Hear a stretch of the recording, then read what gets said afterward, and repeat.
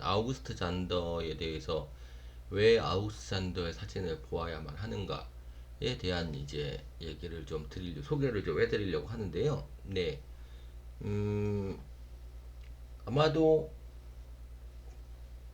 사진 역사라는 것들을 살펴보시게 되면은 처음에 이제 사진에 대한 이제 전반적인 사진 구조, 사진이 카메라의 원리, 뭐 최초의 사진기, 뭐 최초의 사진 뭐 이런 것들이 나오고 난 다음에 아마도 가장 먼저 사진가로 이름을 이제 내면서 이제 등장하는 사진가가 아마 아우구스트 잔더 아니면 뭐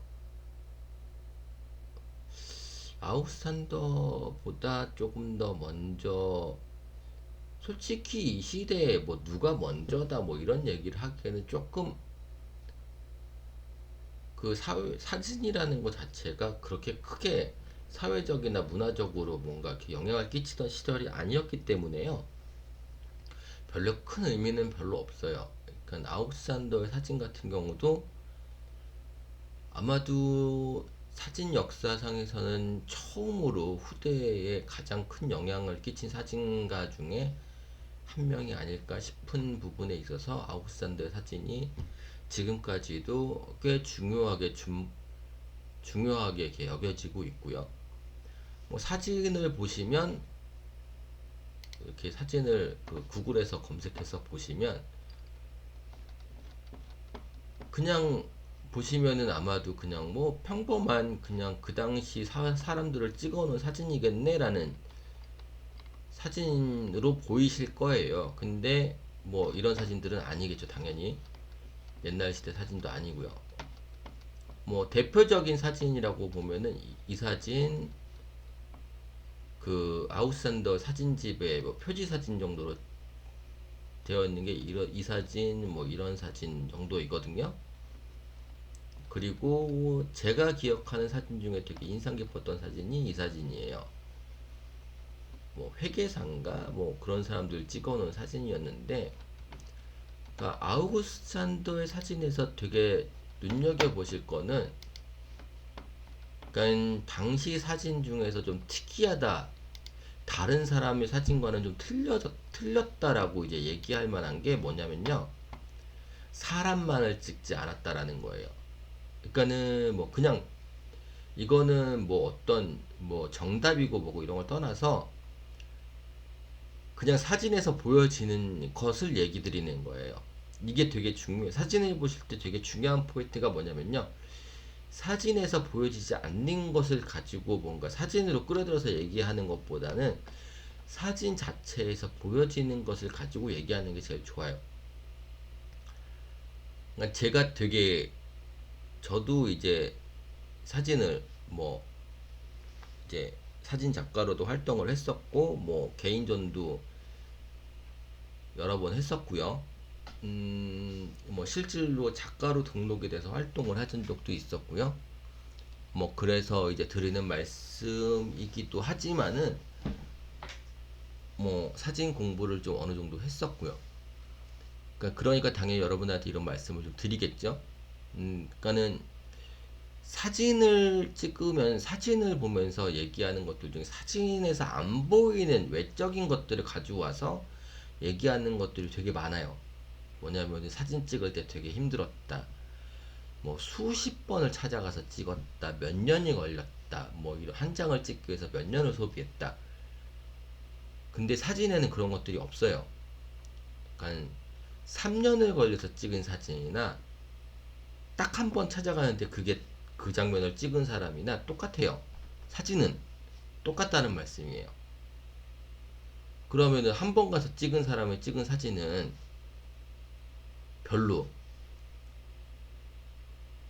효과를, 그러니까 평가를 높게 주면 안 되고, 몇 년을 찾아가서 찍은 사람의 찍은 그 사진이 더 훌륭하다고 얘기를 해야 되나요? 그거는 좀 아니라고 생각을 하거든요, 저는. 그러니까 물론 그만큼 노력을 했다라는 부분은 어느 정도 인정을 할 수 있어요. 예술에는 그러한 부분이 있어요. 그러니까는 만들 때의 화가에 대한 그 화가나 그 작가가 가지고 있는 이념, 개념들이 그 과정 속에 녹아나는 작품들이 있어요. 그래서 특히 그 공예 예술 쪽에 있는 분들은 그런 것들이 되게 많아요. 그래서 되게 유명한 작품들 있죠. 그 다이아몬드로 뒤덮인 해골, 이런 작품들 같은 경우는 그런 부분에 평가를 해주긴 해요. 실질적으로 예술적 평가를 하는 데 있어서 그런 부분들을 높게 잡고서 평가를 해요. 왜냐면은 절대적인 것들이니까요. 그거는 왜냐면은 그만큼의 시간을 들이고 공을 들이지 않으면 그 작품이 나올 수 없기 때문에 공을 들인 거예요. 그래서 그게 작품에 나타나거든요. 근데 사진 같은 경우는 몇 년이 걸리던 몇십 년이 걸리던 사진을 실제로 셔터를 딱 눌러서 찍히는 건 몇 초예요. 뭐 장노출을 뭐 몇십 분씩 할 수도 있죠. 뭐 되게 일본의 유명한 사진가 중에 뭐 그 영화가 처음부터 끝날 때까지 장노출로 이제 영화 한 편을 필름 한 장에 담은 사진들도 있긴 한데 그거는 장노출이니까 한 장을 찍는데 몇 시간이 걸리죠. 영화 한 편이니까 보통 2시간 반 정도의 시간이 걸려서 찍은 사진이긴 해요. 근데 그 사진에서 그게 중요할까요? 한 편을 담았다는 그 의미가 중요할까요? 그 2시간 반이 걸렸다는 의미가 중요할까요? 그런 것들에 대한 의미들은 뭐 보는 사람들이 판단할 부분이긴 하지만 그런 걸로 평가하기에는 좀 힘들다고 생각을 해요. 그래서 아우구스찬더의 사진을 보시면 그러니까는 그 당시에 다른 사진들하고 비교를 해봐야지 알 수 있는 부분인데요. 그 당시에 다른 사진들은 순수 거의 그 그림에서 보여진 초상화 기법들을 되게 많이 따라서 찍은 사진들이 되게 많아요. 그러니까 갇혀 있고 그 사람이 농부이던 빵집 제빵사이건 누구이건 간에 자신의 신분이 안 보이는 갇혀 입은 사진들을 찍었어요. 근데 이 아우구스트 잔더의 사진 같은 경우는 이 벽돌공의 모습이라든지 제빵사의 모습이라든지 회계사의 모습이라든지 그리고 뭐 군인들 뭐 그런 이 사람들 벽돌공인 것 같은데요. 뭐 그런 식의 사진들을 찍어냈어요. 그 사람이 무엇인지 알 수 있게끔 어떤 직업을 가지고 있는지 알 수 있는 사진들을 찍어냈는데요. 이러한 사진들을 계속해서 찍어 나갔고 아우구스산더가 독일 분인데 실제로 그 사람은 자기가 어떤 언급을 했냐면은 독일에 있는 모든 직업군 계층들을 다 찍고 싶다라는 얘기를 했었어요. 그래서 자기가 그것을 이제 기록으로 남기고 싶다라는 얘기를 했던 사람이기도 했을 정도로 그러한 모습들이 잘 나타나게 사진을 찍었어요. 그래서 주변 환경이나 그러니까 이 사람의 사진에서는 사람의 인물만이 중요한 게 아니라 그 배경을 차지하고 있는 모습들도 되게 중요해졌다라는 거죠. 이러한 사진으로 인해서 뒤에 후대에 다른 사람들 사진에도 굉장히 큰 영향을 끼치게 돼요. 아마도 뭐 여기서 보여지는 검색하시면 보여지는 유형론적 초상 사진 뭐 이런 말들이 보여지는데 이 유형론적 사진은 굉장히 더 후에 나타나요. 그 독일 사진의 대표적인 그 작가로 이제 베허부브라는 사진 작가가 나중에 나타나는데 그때 나타날 때 이제 다시 한번 이제 자세히 설명을 좀 드리기로 하고요. 아우구스트 잔더라는 사진가가 있었다라는 거 그리고 그 사람의 사진은 한 번쯤은 봐둘만 하다라는 거 이런 정도로만 기억해 주셔도 좋을 것 같아요. 뭐 취미로 공부하시는 거고 어떤 약간 자신의 그 사진 취미 활동 하시는데 제가 도움이 될 만한 정보를 그냥 드리는 것 뿐이니까요. 그런 정도로만 알아주시면 좋고 가능하시면 원본 사진집을 보시는 게 제일 좋은데 뭐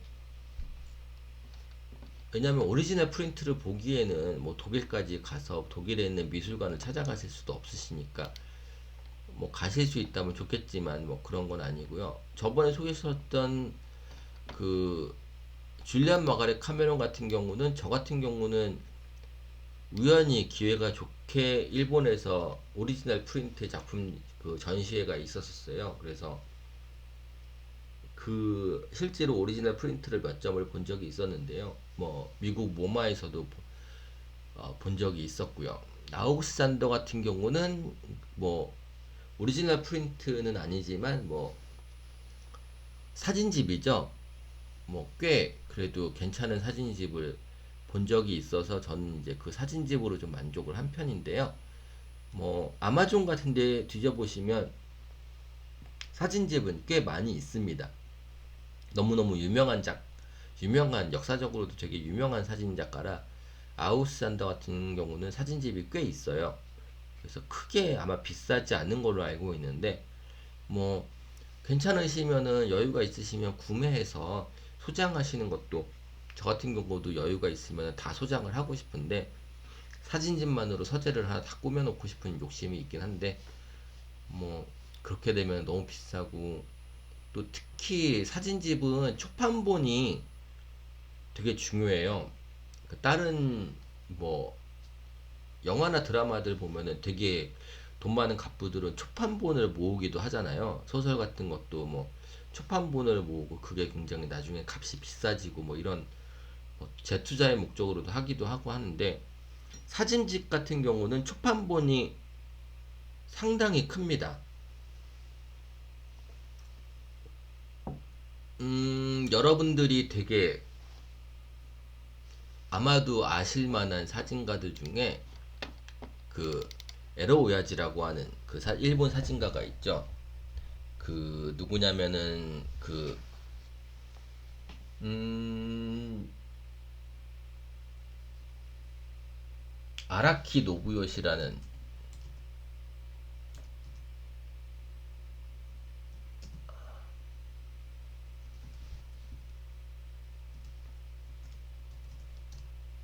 아라키 노부요시라는 사진가가 있는데요.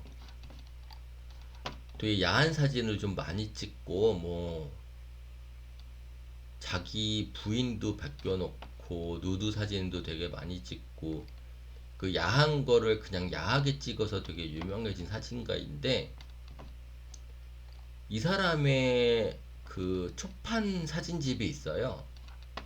어, 뭐, 좀 보시기에, 크게 보시기에는 조금, 보여드리기에는 조금 너무 좀, 뭐, 여기 뭐 변태 사진 작가라고 딱 써있네요, 아주. 뭐, 그 사람의 작품을 변태만으로만 보기에는 조금, 저 같은 경우는 이제 뭐, 조금 그렇기도 한데요. 음, 뭐 나중에 기회가 되면 나라키 노부요시의 작품을 조금 설명을 좀 해드리기도 할게요. 뭐 제가 일본에서 공부를 해서 그런 부분도 좀 있지만은 저를 가르쳐 주셨던 교수님의 그 뭐 사형이라 그래야 되나요? 그 스승님의 이제 후배셔가지고 뭐 개인적으로는 이제 저하고 개인적으로 뭐 친분이 있는 건 아니지만 뭐 그래도 어느 정도의 관계가 조금 있긴 했었어요. 그래서 그리고 저는 아라키 노부쇼의 작품이 그렇게 어느 정도는 인정해야 될 부분이 분명히 있는 사진가이기도 해서요. 뭐, 왜 제가 갑자기 이 얘기를 드리냐면요. 아라키 노부요시의 사진집 중에 그 굉장히 유명한 사진집이 있어요. 그, 음, 그가 신혼여행을 가서 찍은 사진집을 이제 사진을 어, 다시 편집해서 출품했던 이제 사진집인데, 이 사진집이 간혹가다, 아주 아주 간혹가다 중고 서적 같은 데서 있어요. 초판본이.